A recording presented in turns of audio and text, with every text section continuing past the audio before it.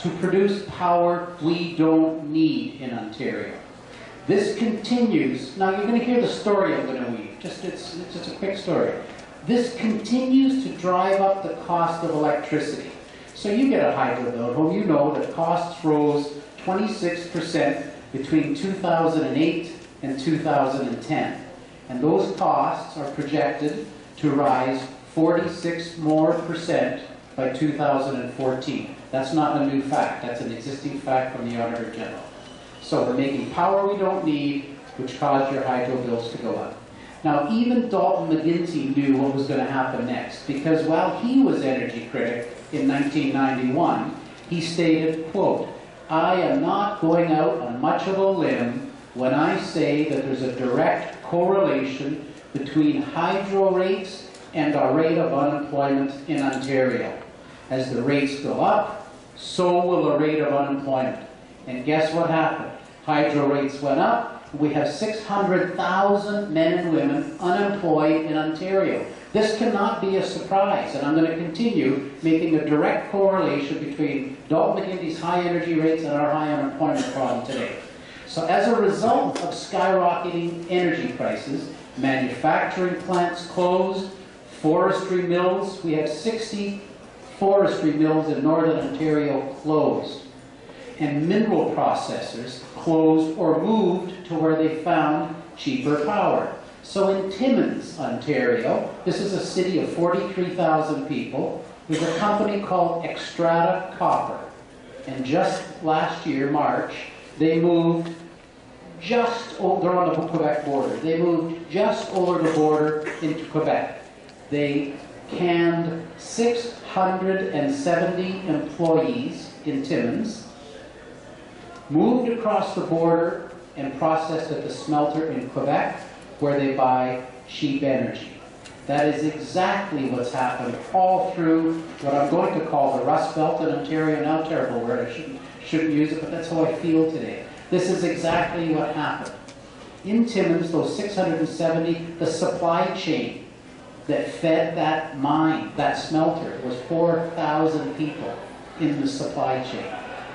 So when you talk about Ontario has a job crisis and the fact that we've lost 300,000 manufacturing jobs, so that, go back to what we said, we have high power, creates high unemployment, companies close, 300,000 people unemployed. Guess what happens when you have 300,000 less people working?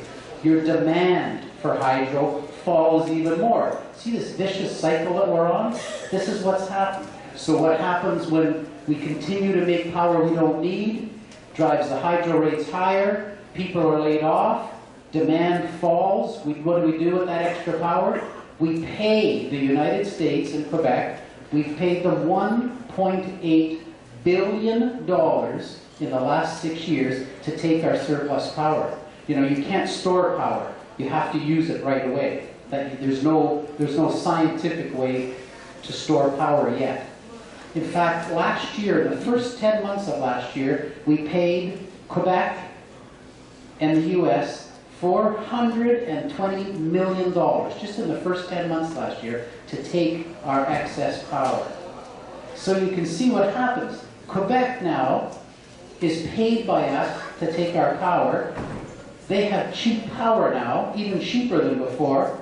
They use that to lure companies like Extrata out of Ontario into their cheap power. So you see this vicious cycle that we're in? It's unbelievable, this monster that we've created. So more companies are going there to the States and to Quebec for cheap power. The more that leave, the more demand falls, the more we give to the States, and it's a race to the bottom that we're on. So if we stay on this current path, it doesn't take a scientist to tell you what's going to happen next in Ontario. But it did take the Auditor General. He did deliver a scathing indictment of Dalton McGuinty's energy policy. You heard earlier, the FIT program loses 2 to 4 manufacturing jobs for every green energy job created. So he also told us that every green energy job that's created costs the taxpayer $300,000. That's his number. That's the Auditor General said. Every time you create a green job, it costs taxpayer 300,000, and by the way, you lose 2 to 4 jobs in another sector, like Timmins, because the energy rates go up. So this is part of this downward cycle. So I met with Samsung executives as part of my role as energy critic, and I said to them, how many jobs are you supposed to create? Do you remember Dalton McGinney told us 16,000 was the Samsung contract, they're going to create 20,000, maybe 50,000 jobs. So I asked Samsung, and they told us the truth, because we also got it from the Freedom of Information. 900 jobs is the Samsung contract. That's how many jobs they have to create. So many in Tilsonburg, so many in Windsor, etc. It's 900 jobs. $7 billion, right? So I asked them, I said, well, where's this 16,000 come from? And they kind of shuffle the feet a little bit, and then they say, well, Vic, here's where we get it. You know, the steel for these turbines comes from, some of it comes from Ontario. So the steel maker, even though the people are already working at the steel plant, we get to count those jobs of existing employees. And then the truck that it's delivered on, well, even though the trucker's already employed, we're not going to lose a job over it, well, we get to count the trucker's jobs. And then don't forget, there is concrete that's poured, so that concrete guy, we count the concrete job. We count the people who made the concrete. And of course I joked, you might as well count the Max Milk where he stops and gets a soda along the way. And I think he actually said, yeah, I think we do count that guy. Of course, in the legislature the other day, I couldn't help myself. I yelled across at the energy critic, and or at the energy minister, and I said, and of course, don't forget the real jobs that you created are for all your lobbyists. It was a little bit of fun that we had in the legislature. So the Auditor General did tell us, cost you 300,000 every job, and you lose 2 to 4. And like you already heard as well, wind operates. We use a statistic of 28% capacity. Obviously, my friend Richard here thinks it's a lot lower, and he may be right. But really what's wrong is that wind is out of phase with our needs. Wind blows at night when demand is low, and it's stable during the day when we really need power. So it doesn't help us on the grid. It also blows more in the winter, or I'm sorry, you know that it blows more in a season that we don't need it, summer versus winter. You know that. It's completely out of phase with our demands. So what do we have to do? We have to build other facilities to be able to make the power that wind is supposed to create. And then when it doesn't blow, then we need to create more power. When it does blow, we have to be abrupt. So what has happened is 2 things. Number one, when wind does actually blow on a good day and you've got a lot of gusts of wind, as you heard, we have to spill water over Niagara Falls and the Run-of River. So this water, which is truly clean, green energy, and incidentally, there are 2,200 sites in Ontario, proven sites in Ontario, that can accept new water power. And that's one thing, that is true. It doesn't get much cleaner and greener than true, clean, green water power.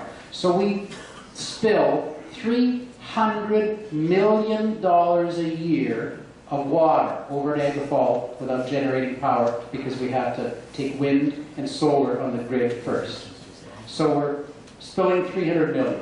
Secondly, Lisa and I toured Bruce Nuclear, and we were, or Bruce Power, and we were looking, you know, it should be nice and steady. You turn this thing on and you let it hum. That's what it's meant to do. It's not meant to go up or down. It's meant to be stable. And they showed us 1 month last year where 4 times they were shutting that plant off down and venting steam. 4 times. He said, this is not what the plant is designed for. It's very hard on the equipment to shut down a nuclear facility. You're supposed to turn it on and leave it alone. So we're venting that steam. So we're spilling water, venting steam, and draining jobs. Not a very good formula for the province of Ontario, let me tell you. Solar generators as well, the Auditor General told us that they operate at 13% capacity. So the FIT program, which pays at its most, I'll use the top end, 80 cents a kilowatt hour to sell power for 5 cents. Even during the election, Monty and I used to say, you know, even a kid with a lemonade stand knows you don't buy lemons for 80 cents and sell lemonade for 5 cents. You don't get to do that very long. The Auditor General told us that formula has cost taxpayers $4.4 billion more than a standard offer program.